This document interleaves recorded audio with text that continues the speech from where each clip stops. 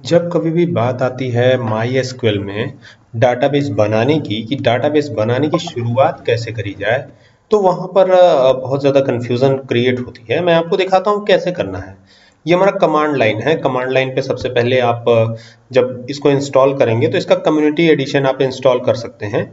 ठीक है, गूगल पे सर्च करके और MySQL का कम्युनिटी एडिशन आप इंस्टॉल कर लीजिएगा। उसके बाद आपको एक पासवर्ड सेट करना होता है, वो पासवर्ड आप सेट कर लीजिएगा।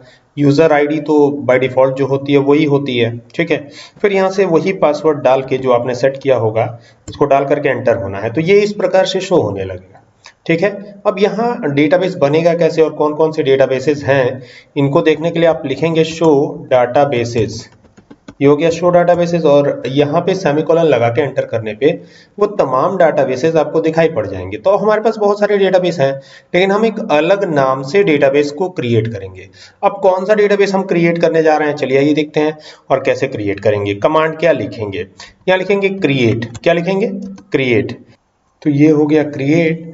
और क्रिएट लिख करके क्या करेंगे, क्रिएट लिख करके पहले तो मैं ये आपको ये दिखा देता हूँ, जैसे कि इसमें डेटाबेस कौन कौन से मौजूद हैं, एक बार फिर से मैं आपको दिखा देना चाहता हूँ। तो उसको देखने के लिए क्या करेंगे, यहाँ पे टाइप करेंगे शो, फिर लिखेंगे डाटा DATA बेसिस, एक ही में लिखेंगे ये, ठीक है। अलग अलग करेंगे तो ये आएगा नहीं। तो देखिए अभी हमारे पास ATM_DB नाम से है, और यहाँ पर MySQL एक पहले से बना रहता है, एक शकीला नाम से बना हुआ है, एक स्कूल डी नाम से बना हुआ है, बाकी स्कूल DB नाम से बना हुआ है, वर्ल्ड नाम से बना हुआ है। ये सारे डाटाबेसेस के नाम है। लेकिन हमको किस नाम से बनाना है, हमको ATM मैनेजमेंट के नाम से बनाना है। तो वापस से मैं क्रिएट लिख लेता हूं, और यहाँ पे लिखेंगे डाटा बेस BASE, और ATM मैनेजमेंट दे देते हैं। तो ये हो गया ATM मैनेजमेंट, ये हो गया। और यहाँ टर्मिनेशन दे देंगे, और यहाँ पे ये लिखा हुआ आ जाएगा, इट मीन्स की क्वेरी ओके 1 रो अफेक्टेड। तो इसका मतलब हो जाएगा कि डाटाबेस क्रिएट हो गया। अब जब इसको देखना होगा तो यहाँ पर जो चलाया हमने कमांड, देखो यही है ना, ये पाइथन पे लिखा गया है। तो यहाँ पर create database if not exist, तो किस नाम से डाटाबेस बना है, ATM_DB, ठीक है। और कहा गया कर्सर डॉट एक्सिक्यूट्स, यूज भी एक कमांड है जो इस डाटाबेस को यूज कर लेगा, जो बनेगा डेटाबेस उसको यूज कर लेगा, ठीक है। फिर जाकर के हम टेबल बनाएंगे, और टेबल भी किस नाम से बनाएंगे, अकाउंट्स के नाम से, ठीक है। तो एक बार चलते हैं, देखते हैं कि यहाँ पे कैसे क्या है ना। तो यहाँ पे क्या करना पड़ेगा, आपको एक कमांड चलाना पड़ेगा शो डाटाबेसेस। थोड़ा सा इसको और ज्यादा हम यहाँ से राइट क्लिक करके और साइज को बढ़ा लेते हैं ताकि आपको क्लियरली दिखे। फॉन्ट की साइज हम इंक्रीज कर लेते हैं, यहाँ पे 20 कर लेते हैं, ठीक है। ये हो गया, साइज थोड़ी सी इंक्रीज हो गई, अब थोड़ा अच्छे से दिखेगा। तो यहाँ पे शो डाटा बेसेस, क्या लिखना है, शो डाटा बेसेस ही लिखना है, इसमें गलती नहीं होनी चाहिए, शो डाटा बेसेस ऐसे। तो बेसिस का मतलब, डाटा बेसिस का मतलब जितने भी डाटाबेस आज तक बने हैं सारे डाटाबेस हमें दिखा दीजिए। तो हमारा डाटाबेस किस नाम से था, ATM_DB, ठीक है। तो यहां से इसको टर्मिनेट करना है, टर्मिनेट करना यानी कि आपके डेटाबेस को ये पता चलता है कि ये लाइन यहां खत्म हो गई, तो टर्मिनेट ही करना है हर बार। ऐसा नहीं है कि आप यहाँ पे कॉलन लगा देंगे या कुछ कर देंगे, यहाँ टर्मिनेशन के लिए यही देंगे, ठीक है। और एंटर करेंगे। एंटर करते ही आप देखिए कि ATM_DB नाम से कोई डाटाबेस बना है, बन गया है। इट मींस कि हमने बनाया कहां पे है, यहां पे बनाया है। इसका क्या नाम है, ये पाइथन है, पाइथन की ट्रेडिशनल आइडियली है ना। और बना कहां पे है, MySQL पे बन गया है। इसका यूज भी हमने किया हुआ है। तो अभी हमको देखना पड़ेगा, क्या लिखना पड़ेगा यहाँ पे, यूज, ठीक है। ATM_DB, यूज भी एक कमांड है, यूज भी क्या है, कमांड है। और यहां से टर्मिनेशन, तो डाटाबेस चेंज हो गया। अभी हम यहाँ पे चलेंगे और यहाँ पर सेलेक्ट करेंगे, SELECT, सेलेक्ट लिखा हमने, सेलेक्ट एक कमांड है। अलग अलग तरीके के कमांड है। वो जरा बुक उठाइए, तो उधर वाली बुक, वो मोटी वाली बुक, हाँ बुक उठाइए, उसमें देखो इंडेक्स में देखो तो MySQL जहां शुरू हो रहा है, खोलो तो। सेलेक्ट के बाद क्या करोगे, अंडर ये लगा दोगे एस्ट्रिक, ठीक है। इधर होगा MySQL, ये सब आपको पढ़ना है, ठीक है?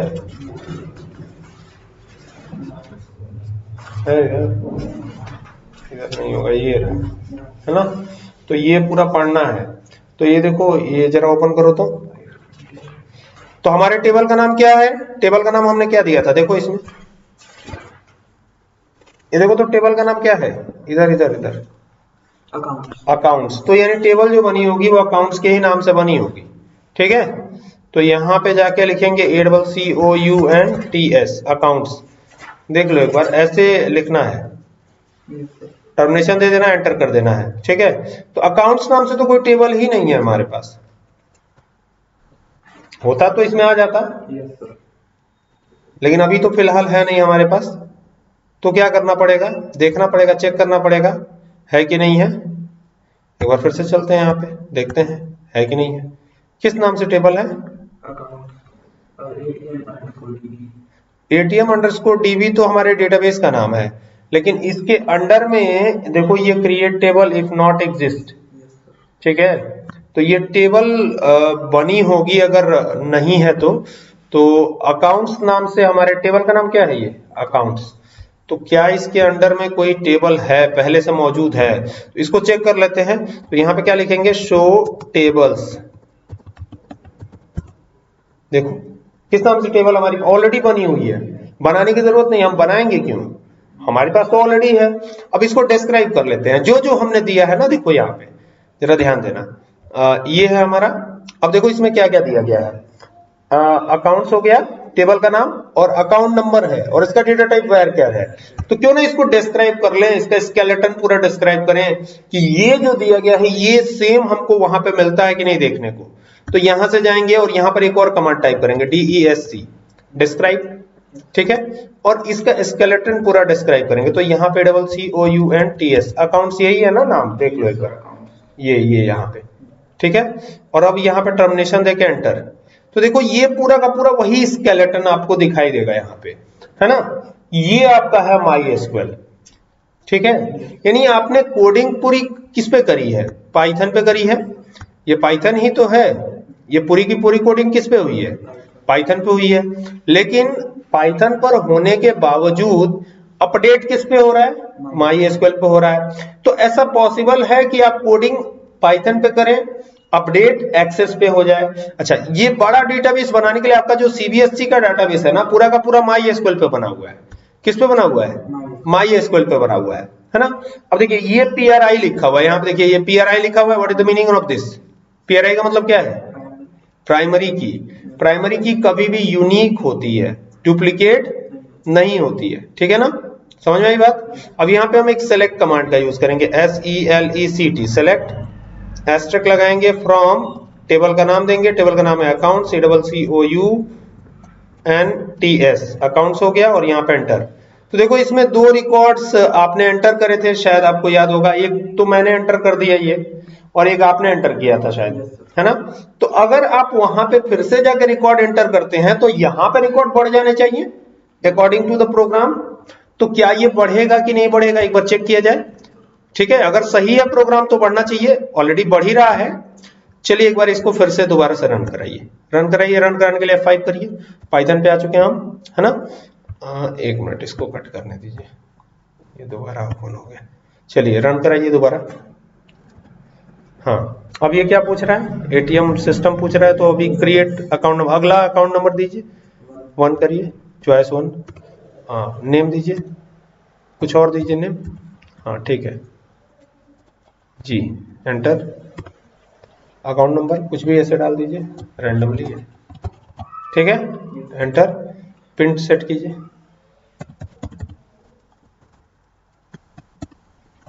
ठीक है? एंटर कर दिया। ये अकाउंट क्रिएटेड सक्सेसफुली हो गया। इसका मतलब क्या निकला? इसका मतलब ये निकला कि जो भी आपने बनाया है वो MySQL पे सक्सेसफुली अपडेट कर दिया गया। लेकिन इसमें दिख कहाँ रहा है? लेकिन ये तो कमांड लाइन है, तो कमांड लाइन पे तो दिखेगा नहीं, तो हमको कमांड चलाना पड़ेगा तब ना दिखेगा। क्या कमांड चलाएंगे? SELECT सेलेक्ट, एस्ट्रिक लगाएंगे, देन लगाएंगे फ्रॉम, कौन से टेबल से सेलेक्ट करना है? अकाउंट्स, ACCOUNTS TS अकाउंट्स हो गया, और फिर यहां से जाएंगे एंटर कर देंगे। तो देखिए जो अभी आपने एंटर करवाया वो भी इसमें अपडेट हो गया है, लेकिन व्हाट अबाउट बैलेंस? बैलेंस हमने बाय डिफॉल्ट 0 रखा है, याद आ रहा है आपको? तो बैलेंस को तो 0 रखा है हमने, यहाँ पे बैलेंस नहीं दिया हुआ है, तो बैलेंस तो ऑलरेडी 0 है पहले से, तो ये 0 0 आ रहा है ना। तो जैसे हमने डिजाइन किया है डाटाबेस को उसी के अकॉर्डिंग ये काम कर रहा है। आप यहाँ पे देखिएगा, इसको मैं क्लोज करता हूं, इसको यहां से जाके क्लोज करता हूं, और ये देखो ये यहाँ पे देखो बैलेंस क्या दिया हुआ है, बैलेंस डिफॉल्ट में क्या दिया गया है? 0 है, ठीक है। तो 0 अगर है तो बैलेंस तो 0 ही होगा। तो जहां पर जिसकी जरूरत है उसको हम ऐड कर सकते हैं। देखो यहां पर अगर बैलेंस नहीं दिया तो फिर बैलेंस बाद में दे सकते हैं क्या? तो बिल्कुल दे सकते हैं। अब कैसे देंगे ये एक अलग मैटर है, वहां पे अल्टर कमांड चलाएंगे तब देंगे। जैसे यहाँ देखने के लिए किस कमांड का यूज कर रहे हैं? सेलेक्ट का। इसी तरीके से हम लोगों ने ऊपर डिस्क्राइब करने के लिए इसका पूरा स्केलेटन डिस्क्राइब करना था, तो किस का यूज किया था? डिस्क्राइब का, DESC का, ठीक है। इसी तरह से और ऊपर आपने देखा होगा कि यहाँ पर देखिए अगर हमको बनाना था तो किसका यूज किया था? क्रिएट का यूज किया था, तभी तो बना था। और अगर मान लीजिए कि हमको जो है टेबल बनाना था तो उसमें भी क्रिएट कमांड का यूज किया था हमने। तो ये तरीका है, और ये सीधा आपको कहां ले जाएगा? ये जब आप बनाएंगे तो ये सीधा कनेक्ट कर देगा आपको MySQL से। अब तीसरा रिकॉर्ड भी अपडेट कर सकते हैं, 5 प्रेस कीजिए, तीसरा रिकॉर्ड अपडेट कीजिए, वहां पे आप ऑटोमेटिक अपडेट हो जाएगा। करिए एक बार,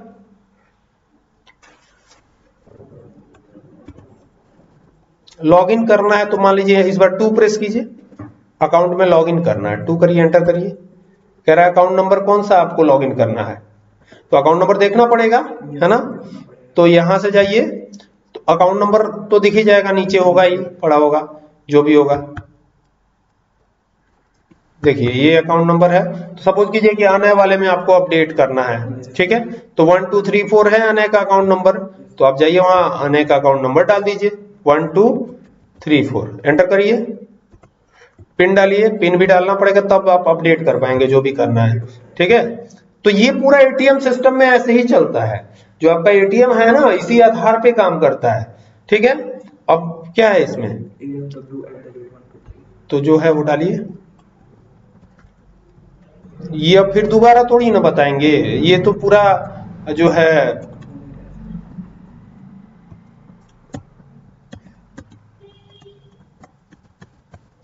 ठीक है। अब एंटर कर दीजिए, ठीक है, लॉगिन सक्सेसफुली हो गया। अब कह रहा है कि बैलेंस चेक करना है, विड्रॉल करना है, लॉग आउट करना है या डिपॉजिट करना है। तो सपोज कीजिए डिपॉजिट करना है, तो 2 प्रेस कीजिए, एंटर करिए, कितना डिपॉजिट करना है? 1 लाख डिपॉजिट कीजिए, एंटर कर दीजिए, हो गया डिपॉजिट सक्सेसफुली। अभी दोबारा चेक करने की जरूरत है कि जो सक्सेसफुली डिपॉजिट दिखा रहा है वो है कि नहीं है ना। तो चेक बैलेंस पे जाएंगे, इस बार हम क्या करेंगे? चेक बैलेंस करेंगे, ठीक है। तो थोड़ा सा इसको स्क्रॉल करता हूं,